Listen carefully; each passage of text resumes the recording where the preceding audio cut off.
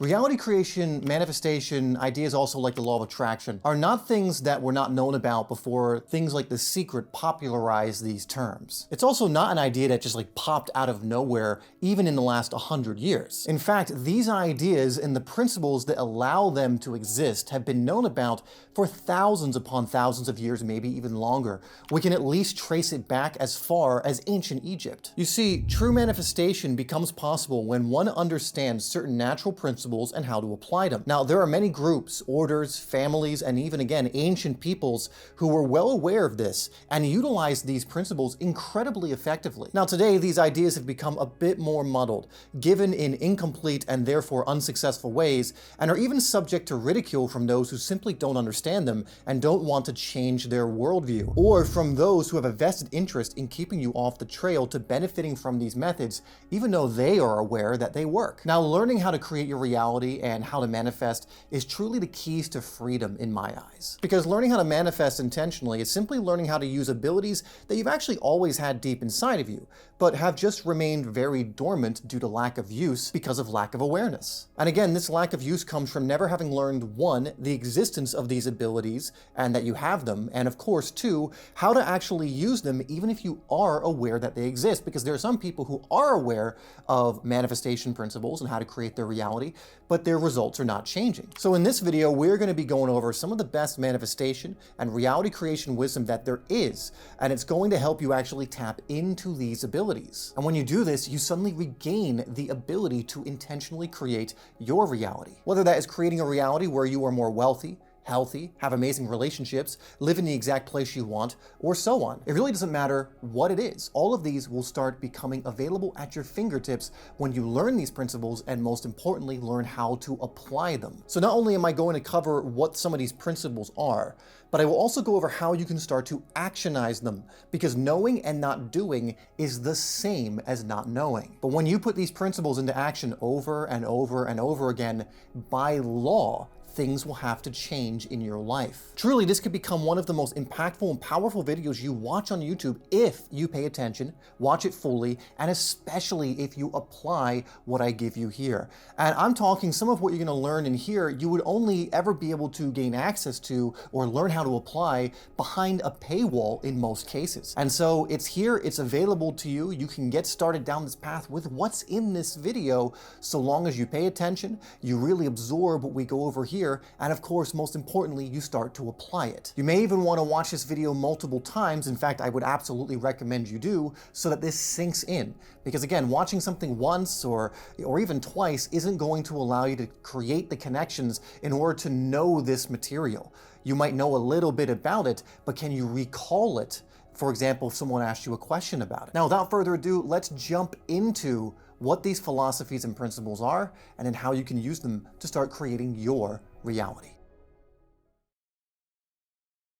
Now, if you actually do want to go beyond just the YouTube realm of free information and you want to get really high-level coaching when it comes to creating your reality, learn how to do it as quickly as possible, and get to work with me in the process where I guide you through this, you can check out the first link down below where you can learn a little bit more about our reality creation program, Max It, and see if it's a good fit for you. Now, before we move into some of the philosophies, we have to go over why so many people struggle to manifest, because it's no secret that the vast majority of people are not living the life they want to live. They are not creating reality in the ways that they want. They are not manifesting as these principles and philosophies promise you will if you follow them. So does that mean that they're buggy or these things don't work? No. I've seen these work 100% of the time for the people who do the work and trust the process and actually use these philosophies and get honest about whether they are or not. But let's go over some of the main reasons why most people fail to manifest, or maybe only manifest little itty-bitty things here and there and small changes. Now, that's great, but again, there's so much more available to you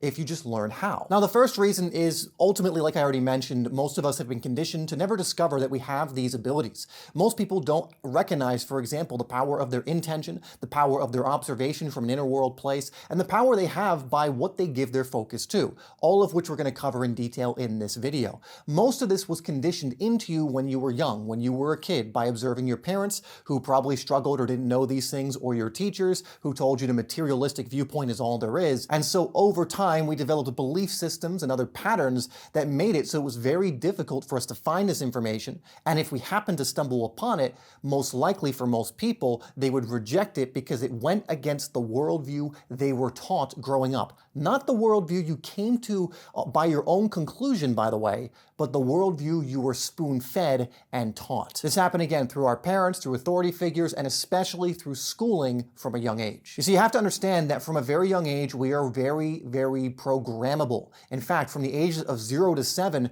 you are like a sponge absorbing the energy and the information around you. And so if someone tells you repeatedly, for example, when you're young, life is a struggle, but just do your best, you're going to grow up believing that life is a struggle. Or money doesn't grow on trees. How many of us have learned that one, even though they're literally printed from trees, right? Money doesn't grow on trees. Some have not. All of these different things that really start to shape your worldview in this state at an age where you're absorbing everything around you. You're not questioning it. You don't have critical thinking skills. You don't have barriers to letting information in. You're just absorbing all of it. And so those formative years where you're absorbing all this information, unless you're taught these principles at that time from someone who is in the know, who has mastered these things, most likely you grew up, like most of us, coming from a paradigm that life is hard, life is a struggle. Some have, some do not. You know, that it's going to be very difficult to succeed in life, that you cannot create your reality. Materialism is the way it is, and that's just how it is. You know, the universe is an unfeeling, unfriendly place, etc., etc., etc. These aren't ideas you came to by yourself, they were ones given to you. And one thing I'll mention, if it was given to you by someone whose life you would not trade places with, then it's probably information you don't want to continue running with. Now, exposure to the ideas we are going over in this video is going to help you to start reprogramming that subconscious that, again, you didn't really have much of a choice of programming in the way you wanted when you were young. Again, it just happened to be with your parents or the authority figures or school teachers. Again, many of them not knowing these things or knowing they've done that kind of damage, we'll say, or worldview that's limited. They're just teaching what it was they were taught, and those people what they were taught, and it just goes back for a very long time. And unless you were in one of these families or one of these secret societies your parents were in or whatever, that had access to this information of how our reality works, most likely you were not taught the true nature of how our reality operates. So now you know how we have really assimilated information and our beliefs and everything else from a young age. Now let's go over the new information, the new ideas, the ones that are much more aligned to what's really going on out there. At least that's what I've seen, and many other people have seen, and I've seen works with the multiple people I've worked with, so that you now can have a worldview you can start programming in more if this resonates with you. Again, this is not something I'm pulling out my butt. This is coming from thousands of years of information in the past and coveted in these circles and these families that tried to keep it hidden for a very long time. And then we hit the information age and it was a lot harder to hide these ideas. Ultimately, understand our reality is not what it seems. I would invite you to throw away everything you learned when you were a kid about how this reality operates, because most of us learned that this is just a physical life that we're living for the most part, and there might be other little bits about it, but that's kind of the metaphysical woo-woo. We don't know how to explain that, so we're going to dismiss that, which is kind of a grave error, because it's that metaphysical woo-woo that's dictating so much of our lives. And again, ancient masters knew this thousands and thousands of years ago. This was taught in things called ancient mystery schools that, again, date back to ancient Egypt, where they taught this kind of information, not only teaching it, but showing people how to unlock what they could consider their reality creation abilities or manifestation abilities. They knew that reality was not predominantly physical, and in fact, it's predominantly non-physical. Now, the ancients knew this for thousands of years, and it may go even further back than that, and our now modern day science actually has empirical data to back this up. It's not just theory anymore, and in fact, again, it wasn't theory in the past too, because they utilized these principles and they worked over and over and over again. But now we do have data to support what people knew, again, in certain circles, thousands, tens of thousands, maybe even hundreds of thousands of years ago. And ultimately, a lot of the data, what is being shown now, is we are seeing that we live in more of a virtual reality than a physical reality. And again, I'm going to play you another clip from a different video that I made that explains this a little bit better, so you can get a better understanding of what I'm talking about here. From the materialist view that our universe is all there is, as an objective, independent reality, the fact that the Big Bang came from nothing is very hard to explain. How could everything come from nothing? But if you look at the universe as a virtual construct, the Big Bang model works perfectly. Virtual worlds always begin with an information influx from a zero state, since they need to initially boot up. Every time a computer game starts up, a Big Bang occurs from the perspective of the game.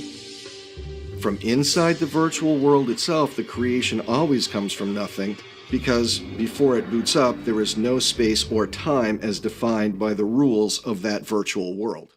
Ultimately, the simulation hypothesis is the one that lines up much more accurately, in fact, the only one that really lines up accurately as far as what all of this is, what reality is, when it comes to this idea of the Big Bang, which again, pretty much every scientist and researchers agree is something that happened in the way distant past. While materialism really falls flat when it tries to explain how it can exist as base reality with a Big Bang. In fact, something that is incredibly interesting is physicist James Gates has actually found computer code in our world when digging deep enough. So I'm actually going to play a clip where he's explaining this just a little bit, or just kind of his discovery. And I believe he's speaking to Neil deGrasse Tyson about this.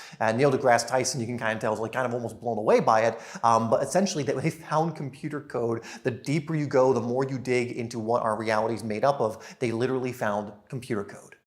So you're saying as you dig deeper, you find computer code writ in the fabric of the cosmos? Into the equations that we want to use to describe the cosmos, yes. Computer code? Computer code, strings of bits of ones and zeros.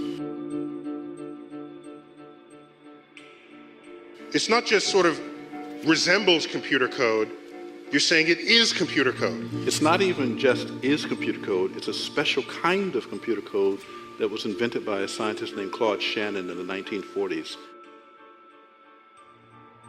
So are you saying we are all just, there's some entity that programmed the universe and we're just expressions of their code? And perhaps this really sounds bizarre whenever you've heard this idea that we're in a simulation or like the equivalent of a computer game. Wouldn't I know that I'm in the game? Wouldn't it be obvious to me that I'm in a simulation? But you have to also understand that this is an incredibly complex simulation, an incredibly complex game. It's not really something we can relate to the simulations, even the more advanced ones that we have, that we've created here. But however, I will play a clip from what's called the simulation hypothesis, which is something I highly recommend to go watch if this resonates with you and you want to learn a lot more of the science and data behind it, because this might give you a little bit of an explanation of how this works. So I'll play that clip now. If I were a character in a computer game that was so advanced that I were actually conscious and I started exploring my video game world, it would actually feel to me like it was made of real solid objects, made of physical stuff. Yet if I started studying, as the curious physicist that I am, the properties of this stuff, the equations by which things move and the equations that give the stuff its properties, I would discover eventually that all these properties were mathematical. The mathematical properties that the programmer had actually put into the software that describes everything. The server that's creating you is not in your reality frame. It's outside. If you're Sims, that computer is non-physical to you. What's physical to you is your Sims world. Now, because this is such an important concept to learn more about, at the end of this video, I will link you to the full video that clip comes from that dives even deeper into those ideas. For now, I invite you to keep in mind that our reality is mainly non-physical and that what we call physical comes from that place. This is a good idea to keep in mind, and this is one, we have our clients memorize because it's so important to remember as you're going throughout the day. The outer world, that is to say the physical world, follows the inner world, which we can consider the non-physical world. And again, I don't want you to think this is coming from me. I want you to know that there are incredibly famous physicists and even more modern scientists that also believe in this and discovered this, including someone like Niels Bohr. So here's another clip going over a little bit about what Niels Bohr saw and discovered. Now, one of the founders of modern physics and quantum mechanics was Niels Bohr, and he actually received a Nobel Prize for his discoveries and research in 1922. And in his studies of subatomic events, which essentially just means events happening at a smaller level than the atomic level, he found that seemingly unrelated events actually contained an interconnectedness. So basically things we thought were random and things that we thought were not connected, he found at a deeper level are. So he and other physicists actually concluded that when an electron was not observed by a conscious observer, it actually remained an electron and didn't become a particle. But that when it was observed by a conscious observer, which you are, which I am, that we all are, it actually turned into a particle. And so the mere act of taking a conscious observer away or putting one in changed the results of what was going on. Now, I don't want to be confusing with the wording or the jargon here, so I'm going to keep it very, very basic. Essentially, when I say wave, we're talking about energy, we're talking about potential, and when we're talking about particle, we're talking more about something becoming more physical, more matter. You know, in more recent times, you can look at people like Dr. Joe Dispenza, who likes to say, are you being more wave or more particle? In his work, he tries to get you to be more wave, more potential, so that you can then allow more of the good things to come in, more healing, more things like that, whereas most people identify more with the physical world rather than the energetic or inner world. So when you think wave, think inner, kind of spiritual world, kind of energy. Particle is more physical. So that's all that means. Another experiment that really showed that this was the case, this whole idea of a conscious observer will change the interference pattern, will change if something is a wave or a particle, that we have a huge influence through our observation and other things in influencing reality, was the double slit experiment. And this experiment has been done over and over again, proving the same thing over and over again, that when you bring in a conscious observer, you collapse the wave function, you collapse the wave into a particle. When there is no conscious observer, it remains potential. It remains a wave. And this is significant because these subatomic particles, I think they use photons in the double slit experiment. Essentially, these things build up what makes you and makes all of this physical reality around you. So if you can, at that level, change the results, change what's going on just via observation, what can you do with the reality that's made up of those same subatomic particles? And essentially, one thing this means is that those subatomic particles do not exist. They're waves. They're not that yet until they are observed. They do not exist as a subatomic particle. They do not exist as a particle until they are observed by a conscious observer. And then it begs the question, how are you observing them? What intention are you putting in when you observe them? If you are the one collapsing the wave function, if you're the one collapsing the wave that's creating your reality, in what way are you collapsing that wave, and into what kind of subatomic particles, or how are you gathering those subatomic particles? Essentially, what are you building or attracting in your life through your observation? So it really begs the question, if that's the case, how much influence can we have over reality through using certain methods and techniques in order to, create the physical that we want through observing in very different ways? There are really no uncaused events in the universe, as the law of cause and effect is always in play, and the way you look at things is absolutely a cause that produces certain effects. And so if at the subatomic level we can use observation in order to shift what happens, to take the potential and turn it into something concrete, can we more intentionally use this process again to create that which we want? And even in the words of Nick Herbert, he says, everything we touch turns to matter.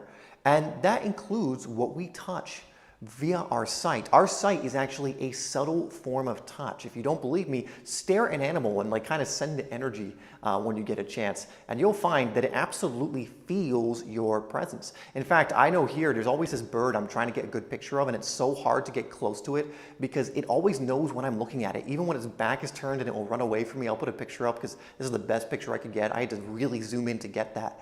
But your vision, your sight is actually a subtle form of touch. Now, before we do move on to the next section, I do want to give you a quote from the book called The Awesome Science of Luck, which is by Peter Ragnar, which I can't recommend enough. Peter's, I don't think, as mainstream. I think it's intentional. I don't think he really aims to be. But he's gotten phenomenal results, and he talks about this in the book. And I'm just going to read you a quote here. And he says, numerous studies of very sensitive individuals have revealed that their bodies emit high levels of electromagnetic energy and infrared emissions. Dr. William Tiller of Stanford University states, the human body is not just a chemical and electrical machine, the human body is a light machine. And when you think of light, just remember light is energy. What is it that excites an atom? It is an emitted photon. If we are light machines, as Dr. Tiller suggests, then we possess the ability to alter matter and circumstance. Therefore, the more light you can emit, the more successful you will become. The smallest measurement of the energy contained in ultraviolet light is 1 electron volt. These are described as joules. Humans put out around 10 joules per second. As you and I increase the power of our intention and consciousness, we build a lens through which we can focus and concentrate our photons of ultraviolet light upon objects and events and influence their outcome. And this is in line with the double slit experiment and how much effect we have as an observer of the works of all the quantum physicists like Niels Bohr. We can look at Werner Heisenberg, and there's so many others as well. Essentially, the more light that we emit, which is, again, we can do it in energy. Light is energy. It's a very high rate of vibration. And if we look at things in a very particular way and we increase the light, which is higher levels of consciousness and everything else, the more we can influence reality. Now, it wasn't just Niels Bohr. There were so many other physicists, and some of the most brilliant minds, by the way, of the last about 150 years that knew that our world was not physical. Our reality is more virtual and non-physical. In fact, here are some quotes from those people, some of, again, the most famous scientists down the ages. This is from Max Planck, who is kind of regarded as the father of quantum mechanics, and he said, there is no matter, as in physical matter, as such. All matter originates and exists only by virtue of a force. We must assume that behind this force, the existence of a conscious and intelligent mind. The mind is the matrix of all matter. Mind being non-physical. That is from Max Planck. And Max Planck also said, I regard consciousness as fundamental. Fundamental being the main thing, right? Like it's everything. And I regard matter as derivative, as in deriving from consciousness. So matter being something that comes from consciousness. Consciousness is the inner world here, the non-physical, matter, of course, being the outer world. It doesn't stop there. Werner Heisenberg said that atoms or elementary particles themselves are not real. They form a world of potentialities or possibilities rather than one of things or facts. Bringing it back to Niels Bohr, he said that everything we call real is made of things that cannot be regarded as real. Even Einstein, who was a staunch materialist for most of his life, doing everything he possibly could to try and prove that materialism was the way of the world, had to actually confess before his death the following: I must confess that I was unable to find an explanation for the atomistic nature of reality. One must find a way to avoid the space-time continuum altogether, though I haven't the slightest idea what kind of elementary concept could be used in such a theory. And so such a brilliant mind as Einstein tried to go against the quantum model of reality that was promoted by Werner Heisenberg and Max Planck, Niels Bohr, and others, and he, despite spending decades on this, couldn't find anything to suggest that we live in a materialistic universe and not a non-physical, virtual-like reality. Of course, we could point to other people like Tesla, who famously said, if you want to know the secrets of the universe, think in terms of energy, frequency, and vibration, none of which are physical things, all non-physical. So hopefully by this point you are starting to get the idea, or can at least admit that potentially our world, our reality is mainly non-physical and not physical. Hopefully at least you can see that, okay, there is definitely some information and some ideas out there that point to this, and they have some valid points when it comes to this. And again, you can look way more into this if you would like. But that's great if we have that information. But what can that do for you? What is the practical element of this? Because again, knowing and not doing is the same as not knowing. So what can we do? How can we put this into action to influence our lives? So I want you to think of it in this way. I want you to imagine, and not imagine it because this is close to the truth, you are a three-part being. Now, again, the materialistic viewpoint is you are mainly physical. You are a physical being, you are your body, and you're doing these physical things, and you live in this physical world. So we understand that kind of part of ourselves, the physical part, the part of the five senses, right? The part where there's all this physical stuff we believe around us. However, there are two other planes of existence that you exist on that are a part of you, making kind of this triangle as a three-part being. The other being the mental. So this is the mind, this is your thoughts, your imaging, that kind of thing of non-physical part of yourself. And then there's the spirit. Now the spirit you can think of in multiple ways. The first way being your connection to something larger. So the divine, to God, to the universe, this connection to whatever that is, right? This is where things like intuition and inspiration come from. They come from seemingly out of nowhere, but really it's this connection to something higher that has way more awareness than you do. And when we connect to it, these kind of things come through. You can also think of this as your emotional self. When you break down emotional, thinking of energy in motion. So this is the energetic part of yourself as well. Again, both of those non-physical, you can think of the mental and the spirit as being the inner world we talked about earlier. This is where consciousness more comes from in its pure form. This is, again, that inner space rather than the physical. And of course, the physical is the outer world, which follows the inner. Now, I want to go back to some of those quotes where, again, some of those very famous scientists were basically saying that what we regard as real is not real. It is coming from things that cannot be considered real. Consciousness is primary. And basically, the closest percentage we have of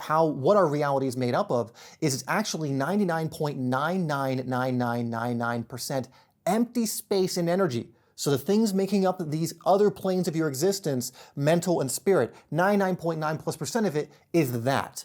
Only the rest of the percentage, which is 0.000001%, is physical matter reality. Now, this is where it gets very, very interesting. It means if you're focusing mainly on the physical to change your life, you're only activating that tiny percentage of influence in order to change your life. But since we know that the outer world follows the inner world, wouldn't that stand to argue that we need to do things on the inner world, in that 99.9+% that is primary, that the physical is derivative of in order to start making changes in our lives? And that's absolutely the case. You see, there's a principle called cause and effect through another ancient body of work called Hermetic wisdom. And cause and effect is as you know it to be on the physical plane, but it also happens on all planes of your existence, meaning there are cause and effect happening on the mental, the spiritual, and the physical. And the way cause and effect works at the highest level, it works in this way. The causes that you create or activate or dwell upon in the spiritual and mental planes of your existence creates the effects you will experience in the physical. This is why if someone is absolutely miserable emotionally coming from the spiritual plane, let's say, and is disconnected from that higher power, that higher source, that connection to something higher, and then on the mental, through correspondence, they're probably thinking very negatively, they're thinking miserable thoughts, they're picturing those things. Guess what? You're never going to see that person have effects in their physical or opportunities in their physical that are of abundance or happiness or joy or fulfillment. It can't happen through cause and effect. But on the other side of that same coin, if you have a massive connection to the divine and you're connecting to that very often on that spiritual plane, you're feeling joy and fulfillment and peace and abundance, which when you're connected to that place is much easier to access. Then through your thinking mind or through the mental part of your existence, you're thinking very positive thoughts. You're visualizing your success and your victories. You're really cultivating that as well. The natural effects of those two things will have to bring you corresponding opportunities, events, and people. And again, you will never find someone who thinks and feels in that way that isn't living or on their way to living an incredibly fulfilled existence, abundant existence, healthy existence, etc. Another principle that you'll find very useful in this equation is known as the principle of correspondence that also comes from Hermetic wisdom. And Hermetic wisdom, again, dates back, as far as we know, to ancient Egypt, could be even further. So we're talking, thousands, tens of thousands possibly of years ago of knowing this universal principle. Now, the law of correspondence or principle of correspondence, you'll know, simply put, as the saying, as above, so below, and as below, so above.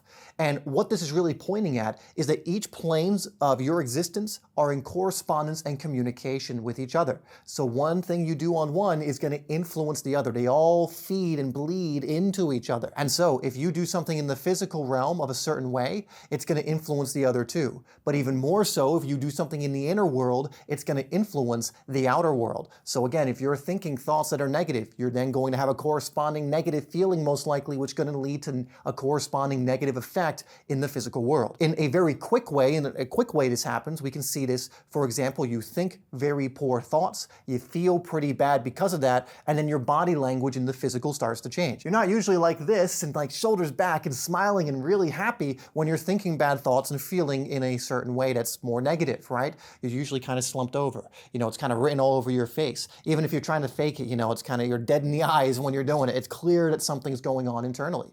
But it works the other way around. When you're thinking positively, when you're feeling good, most of the time you find naturally like your shoulders are back, you're smiling more. There's an already physical correspondence that's occurring. Now that's how it happens in a very short amount of time. But the longer you dwell in a certain place in the mental and spiritual, the larger the effects become, the gathering of energy, the larger that becomes on the physical, which leads to bigger and bigger and bigger results, which we call manifestation. Creating new effects on the physical by the causes you dwell upon or create in the non-physical is manifestation. You are creating certain things in the inner world first, you are planting those seeds, and so long as you keep your focus there, they have to germinate on all planes of existence, including the physical. It just takes time for it to come in the physical because the physical itself is a denser rate of vibration. It is still a vibration, but the physical stuff takes more time because it is denser, while the non-physical stuff is less dense. It's quicker. It can happen instantaneous. You can think of a pink elephant immediately if you want to.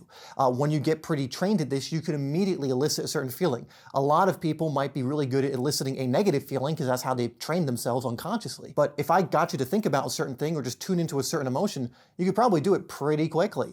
Again, maybe for the higher vibrational emotions, you haven't trained yourself there yet, but when you get to that kind of place, you can feel happy and joy and abundant and all these different things pretty instantaneously. It does not take a long time to access that, but it takes some time of dwelling in those to create the effects from those in the physical. This is why through self-development, classical self-development, we're talking about the good stuff from a while ago, you'll hear quotes such as, you get what you think about most of the time. Why is that quote thrown around a lot and said a lot? Because it's true. Because what happens when you think about something most of the time, you're creating a cause on the mental plane of your existence and you're keeping it there. You're not moving to different things and, making it so the energy can't build. You're thinking about that, which will cause you to feel correspondingly to that, which is going to create effects in your physical. So by thinking about something most of the time, you're going to start feeling that thing most of the time, and you can do it either way, by the way. If you feel it, you'll start thinking about it. That's going to create effects eventually in the physical through opportunities, events, people, manifestations, or whatever else. In fact, there are even really cool experiments done of what happens when you change the frequency of something and how it shifts the physical structure of something. There was a body of work called cymatics by someone called Hans Jenny, and he worked with basically frequency and using frequency in things like water and sand, I think he primarily used, and through putting higher frequencies, we'll say, higher levels of consciousness into the sand, he noticed that they created more coherent patterns, things that were more orderly and worked better. When he put different kinds of sounds that were at a lower frequency, and we're not talking about lower or higher in kind of decimals or volume, we're talking about consciousness. So if you put love energy into something, something that would be more peaceful or joyful or loving, it created more coherent patterns. If you did the opposite, fear, hate, these kinds of things, it created more chaotic patterns from a frequency standpoint. And this changed the actual physical configuration of the sand. And so think about it, if that's happening to the sand pretty automatically and pretty quickly, what is happening to the structure of you through your thoughts and through your feelings? If you're feeling fear all the time, what is that doing to the molecular structure of your body, to the atoms within you, to everything that is in your makeup, to your energetic field, right? It has a massive influence. There was another body of work by someone named Dr. Iamoto who did the similar thing but with water crystals. And what he would do is they would put a certain energy into into water. And then they would freeze the water and look at the crystals that were formed. And what they noticed is when they spoke love or pumped love energy and joy and things of thank you energy, that kind of thing, gratitude, I should say, into the water crystals, they formed these incredibly coherent, beautiful structures. When they did the opposite and put hate and fear and apathy into the water, the structures were incredibly chaotic. It changed based on the energy, the consciousness, the thoughts that were transmitted into the water. Now imagine if you yourself, through your thoughts and the way you felt, kept yourself in a higher level of frequency most of the time. It's going to start changing the physical structure of your life. What Hans Jenny came to the conclusion of is if you raise the frequency in your life beautifies. That's the word he used. It beautifies. It becomes more coherent, and things have to begin to change to become more coherent. Again, raising your consciousness in the inner world will lead to new effects that are more coherent, more beautified in your outer. Again, it will take more time for these things to show up in the physical because you have to dwell in these places long enough to build up enough energy for the physical to become influenced by it. But it doesn't take that long. In fact, Napoleon Hill said famously about this kind of thing, when you focus on this kind of thing, that it happened so quickly that it actually scared him. Concentrated and focused energy in the inner world is incredibly powerful. And in fact, that's a great segue into what's next in how to use this in your own life now that you have this awareness. Now, we want to use what's called the observer effect in our own life. And the observer effect essentially means that what a conscious observer basically looks at, puts their focus on, will collapse into the physical. Meaning if you are putting your observation on fear and negativity and things of that nature, that's what you're going to start getting in the physical. If you put it on, say, fulfillment and abundance and love, that's what's going to start collapsing in the physical. It's called collapsing the wave function. The wave basically represents potential. So everything's potential. And then there's particle, which represents what you've brought in from potential, right? So if you focus on one thing long enough, again, you're going to collapse that into your physical life. Again, you will not, it's not happenstance. If you focus negatively in your life, you will absolutely bring negative physical things into your life. And you can look at anyone, and it's the same case for every single person.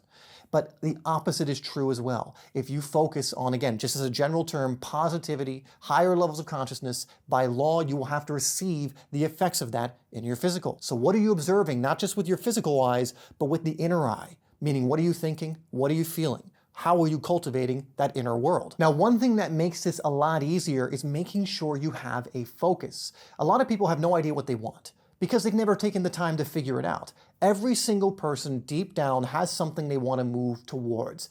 There's very few, in fact, I can't think of any that doesn't have that. And a lot of people say, well, I don't really want anything, and it's not true. It's just they haven't actually done the work to discover what that is. There's always something pulling you in a certain direction for usually certain reasons that involve your growth, involve that there's something down that path you're meant to see, to do, for something that's fulfilling, whatever else it is. And when you don't do this, it's like you have a dart and you're trying to throw it at a dartboard that doesn't exist. You don't have a target. You have nothing to aim for. Another way of putting this, it's kind of like you're on a ship, but there's no captain and crew. So it just floats around and does nothing and moves nowhere and ends up wherever it's going to be. You know, if you don't create your reality, I guarantee you something or someone else will for you.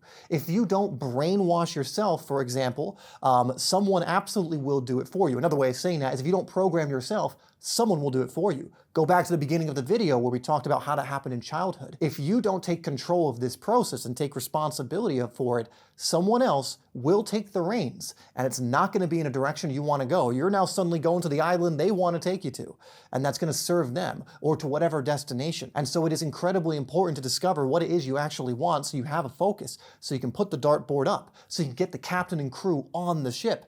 And when you have the captain and crew on the ship, you just do the work and trust the process of what we're going over here, and you're going to get there. Here's another great analogy called the train station analogy when it comes to this real quick. And a lot of people, when it comes to wanting to change their life, it's like they're going up to a train ticket booth and they tell the ticket person at the desk, I would like to get out of here. I want to have a train ticket. And the person's like, okay, well, that's fantastic. Where would you like to go? And the person responds, I don't know. I just want to get out of here. I want to be not here, right? Well, how can they give you a ticket? They can't give you a ticket to not here. You have to tell them where you want to go. It's like, okay, well, sir, we can take you here or here or here. You can go anywhere. I mean, this train will literally take you anywhere in the universe. And the same person's like, well, I don't know where I want to go. I just don't want to be here. I don't like my situation here. I don't like my life here. I just want to leave. Well, you're never getting on that train, because the ticket booth cannot give you a ticket unless you tell them where you want to go. And this is how a lot of people are trying to operate. They know these principles, but they have no clue where they want to go. Not because there isn't somewhere deep down they want to go, a destination, something they want to do, something they want to move towards. And you don't need to know how you're going to do it. You just need to know where you want to go. And it's why so few make progress, because they're just like, get me out of here, get me out of this situation, rather than focusing on, well, okay, where do you want to go? What do you want to plug into the GPS? I don't know, just not here. Plug not here into the GPS. GPS can't work unless you put in a destination.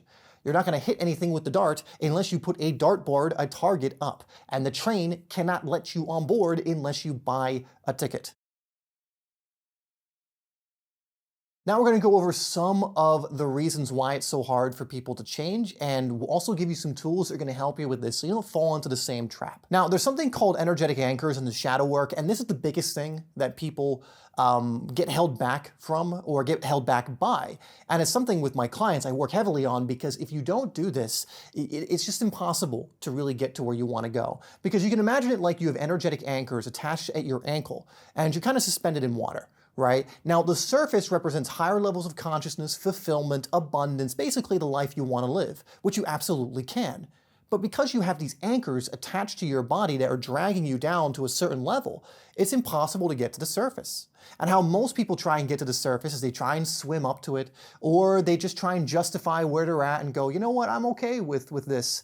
You know, it's kind of like that meme where the dog's in basically a house that's on fire drinking his coffee, and he's like, this is fine, right? It's how a lot of people are living their life. They justify why it's fine, when in reality they don't want to be there. They want to move closer to the surface. There's so many things that they'd rather be doing, but they don't know how to do it, so they just go, well, I'll just justify this situation, right? Even though it's killing me inside, right? And so you have these anchors that are keeping you kind of level at this certain place. So even if you try to swim and you hustle and you grind and you swim upstream, eventually, once you get tired of swimming, which you will, you're just going to go right back down to wherever that equilibrium is.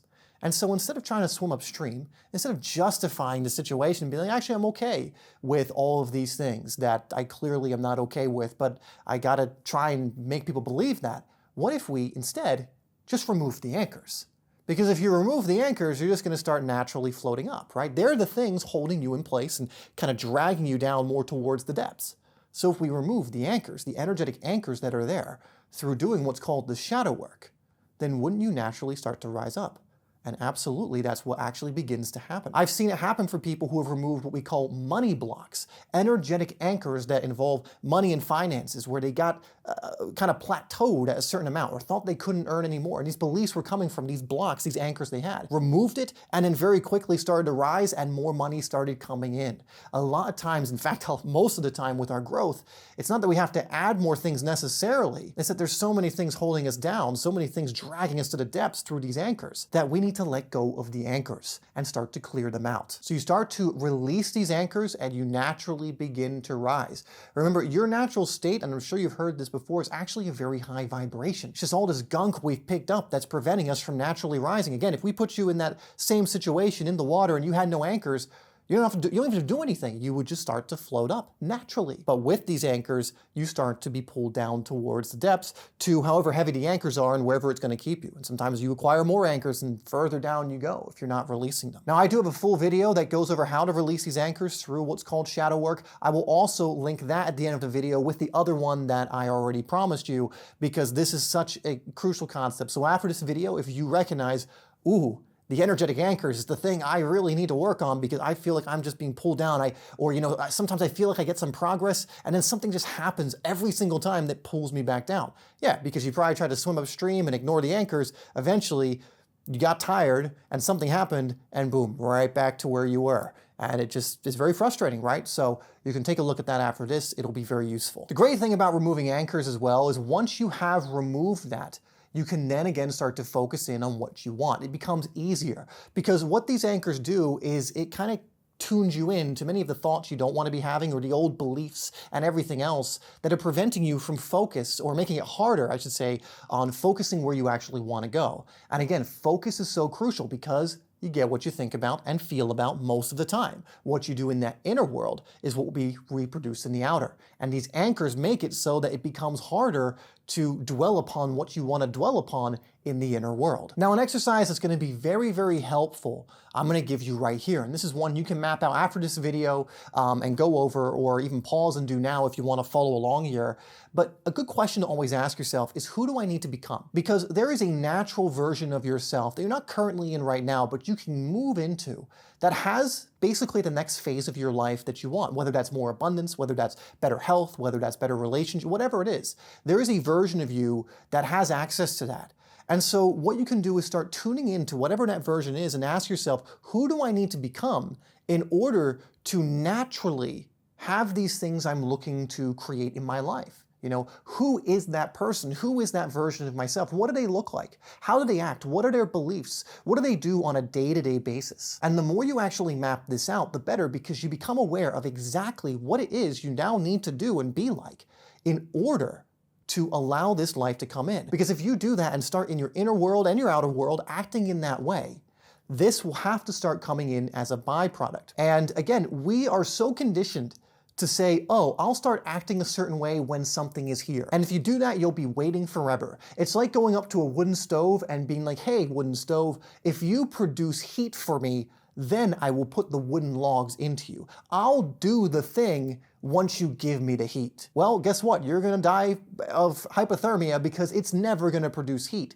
You have to put the logs in first. You have to see who it is you need to become first and start doing your best to be that way now. You won't be perfect at it, but you do your best, and slowly but surely you get better and better at it, and then your life begins to change because your inner world has shifted in such a way that through cause and effect, the physical has to follow. So map that out and especially pay attention to your inner world. Focus on what would that version of me be thinking about most of the time? What would they be focusing on? What train ticket would they buy next? As far as what would they plug in the GPS next? What would they be reading? What would they be watching? What would they stop wasting their time with, right? And again, don't beat yourself if you slip up from that vision. But if you do your best to follow that and even get to a tipping point where you're doing that more often than you're not, changes will have to occur. As you start doing this, something called the law of balance and harmony takes effect. We've talked a lot about different principles, but this is actually the predominant law of the universe. Everything is always balancing out and harmonizing.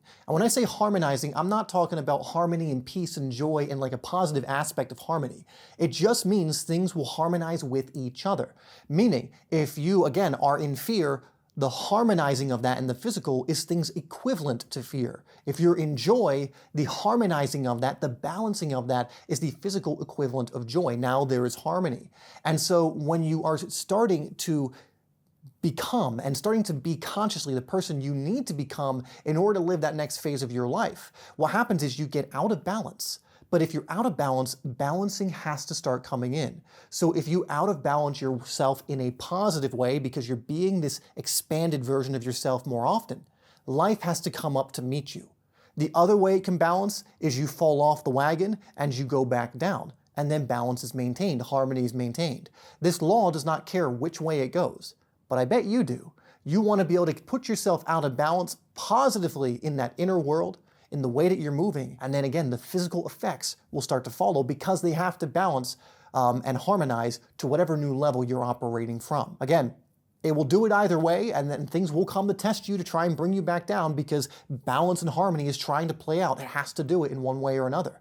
But if you dwell and stay, especially from an inner world place, in that more elevated place, it will have to come balance up here rather than down here. Now again, guys, this has been a ton of information I've thrown at you. I really recommend you watch it multiple times if you want to absorb most of it. And if you want to work with me personally and go through a program that kind of really helps ease you into this at an even deeper level, however, and helps you to start manifesting and creating your reality as you're going through it and learn how to do it over and over and over again automatically, you can check out our reality creation program, Max It, through the first link down below and just see if it's a good fit for you. You can read the page, look at the testimonials, potentially potentially hop on a call with me if you want in order to see if it's something that is going to help you to do this. Again, you don't need to go on this journey by yourself, and unless you've done it before, it's not a very advisable thing. So if it's something where you want some guidance and coaching and some help with this at a high level, you can check that out down below. Now, I did promise you a couple of other videos too that are going to help you massively with what we talked about today. So I'll pop both of those on screen. Hopefully they're not covering me, but if they are, oh well. Again, one having to do with the thing we were discussing earlier, and I know the other one was with letting go and releasing the energetic anchors. So if you want to stay on this journey, whichever one of those resonate with you the most and you feel you need the most, I'd go watch next.